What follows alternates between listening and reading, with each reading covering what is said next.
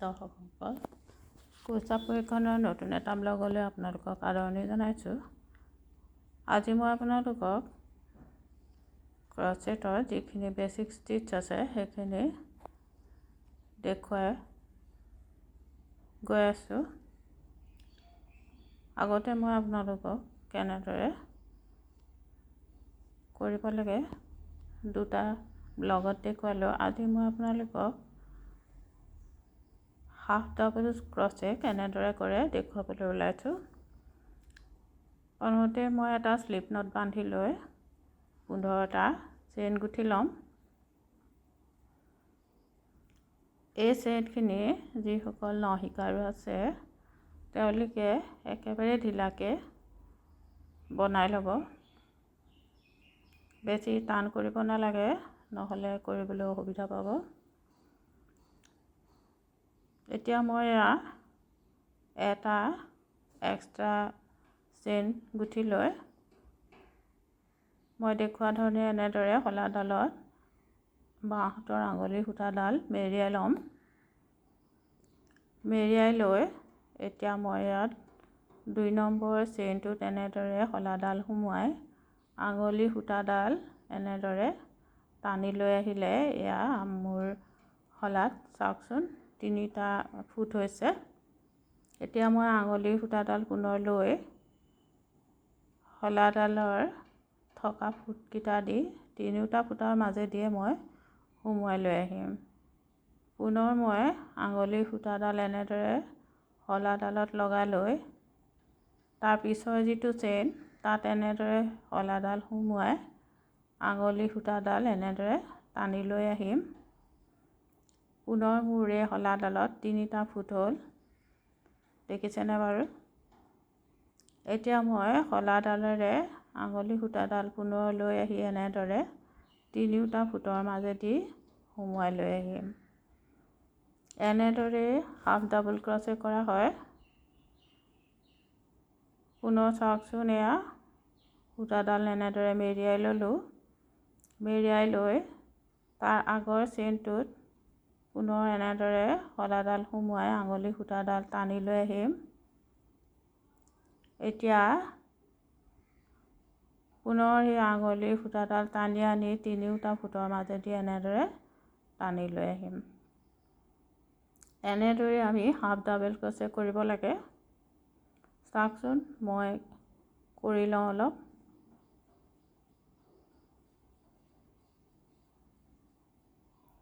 আপোনালোকেও ঊল আৰু শলা লৈ কৰি গৈ থাকিব, তেতিয়া কৰিবলৈ সুবিধা পাব।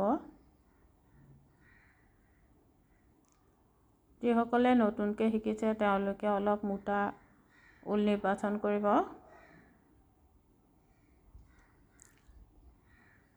তেতিয়া কৰিবলৈ সুবিধা পাব। এতিয়া মই এয়া শেষ পৰ্যায় পাইছোঁৱেই। এতিয়া মই এটা এক্সট্ৰা চেইন কৰি কামখিনি ঘূৰাই ল'ম।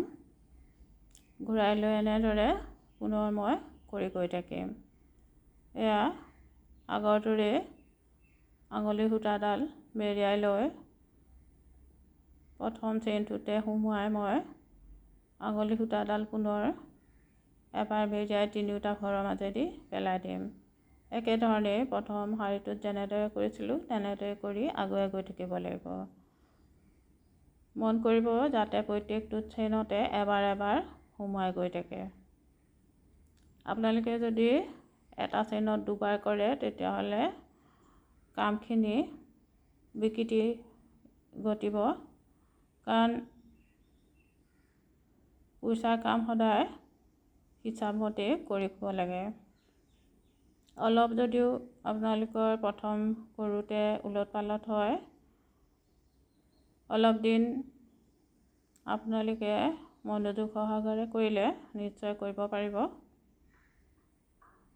মই আপোনালোকক একেবাৰে কম স্পীড দি প্ৰথমতে দেখুৱাই লৈছিলোঁ যাতে আপোনালোকে আয়ত্ব কৰিব পাৰে।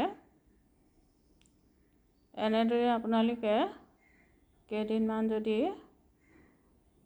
অভ্যাস কৰে তেতিয়াহ'লে নিশ্চয় আপোনালোকে কৰিব পাৰিব।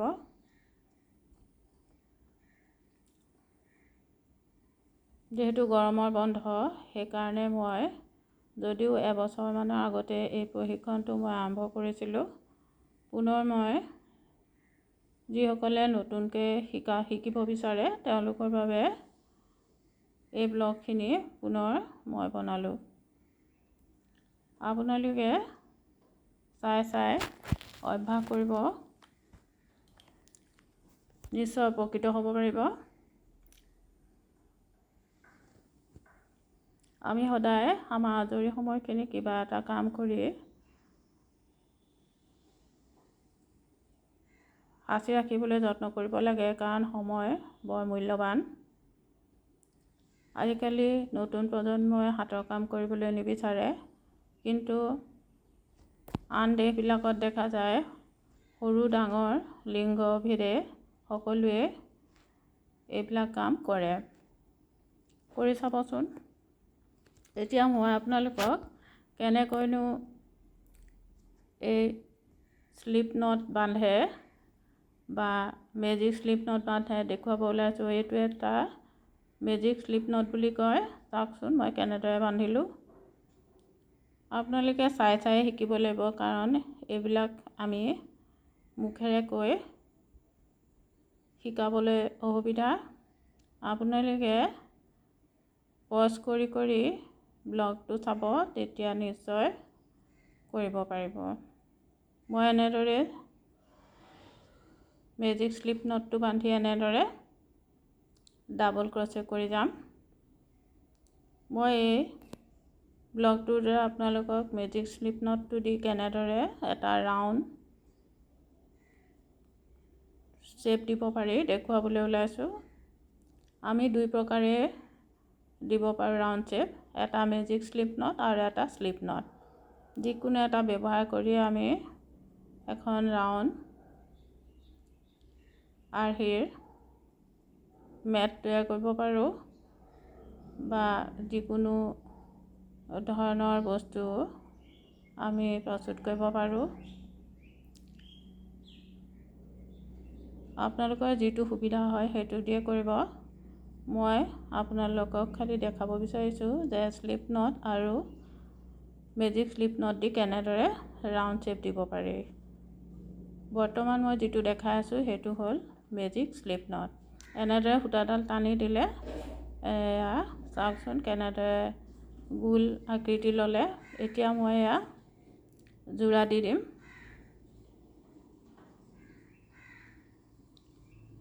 এয়া এটা গোলাকৃতি ল'লে।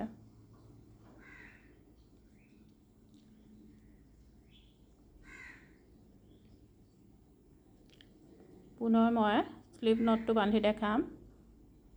এইটোত আমি চুচনি গাঁঠি বুলি কওঁ।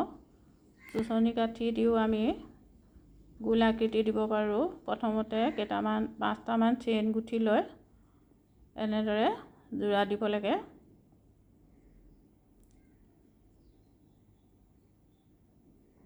এয়া মই যোৰা দিলোঁ। এতিয়া চাওকচোন, এই যিটো মাজত ফুটা হ'ল সেই ফুটাটো দিয়ে আমি কৰি গৈ থাকিম। প্ৰথমতে 2টা চেইন কৰি ল'লোঁ। এতিয়া সেই আগৰ দৰে আমি ডাবল ক্ৰচে কৰিব লাগে। মই ডাবল ক্ৰচে দিয়ে দেখাইছোঁ আপোনালোকক।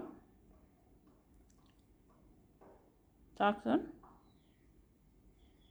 2টা চেইন গুঠি এয়া আঙুলিত সূতাডাল লগাই লৈ আমি ডাবল ক্ৰচে কৰিম।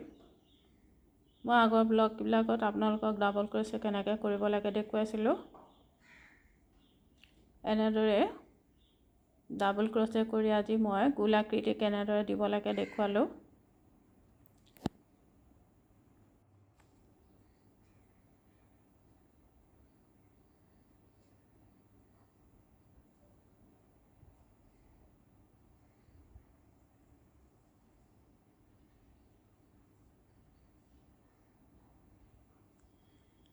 আপোনালোকে নিশ্চয় এই ব্লগটোৰ দ্বাৰা উপকৃত হ'ব। ধৈৰ্য সহকাৰে আপোনালোকে কৰিব বুলি আশা ৰাখিলোঁ। যদি আপোনালোকে এই ব্লগবিলাক চাই উপকৃত হৈছে, নিশ্চয় ছাবস্ক্ৰাইব কৰি মোৰ এই ব্লগসমূহ বনোৱাত উৎসাহ জনাব। ভাল পালে শ্বেয়াৰ কৰিব, কমেণ্ট কৰি জনাব আৰু কাষতে থকা বেলটো ৰিং কৰি থ'ব, যাতে মই দিয়া প্ৰত্যেকটো ব্লগৰ আপোনালোকে আপডেট পাই থাকে। মই যোৱা এবছৰ ধৰি যি প্ৰশিক্ষণ দি আছোঁ তাত মই বহুত আগুৱাই গৈছিলোঁ, কিন্তু যিহেতু বৰ্তমান গৰম বন্ধ আহিছে, গতিকে মই ভাবিলোঁ যিসকলে নতুনকৈ শিকিব বিচাৰিছে তেওঁলোকে সেইখিনি আয়ত্ব কৰিব নোৱাৰিব, গতিকে মই ৰিপিট কৰি আকৌ সেই বেছিক টিপছখিনি পুনৰ দেখুৱাই লৈছোঁ। আজিলৈ আহোঁ, পুনৰ নতুন এটা ব্লগ লৈ আপোনালোকৰ মাজত উপস্থিত হ'ম। এয়া চাওকচোন, মই এনেদৰে যিখিনি বাঢ়ি আছিলে সেইখিনি মই এনেদৰে এডাল শলাৰে সুমুৱাই পেলালোঁ। তেতিয়া কামখিনি নিখুঁত হয় আৰু খুলি যোৱাৰ ভয় নাথাকে।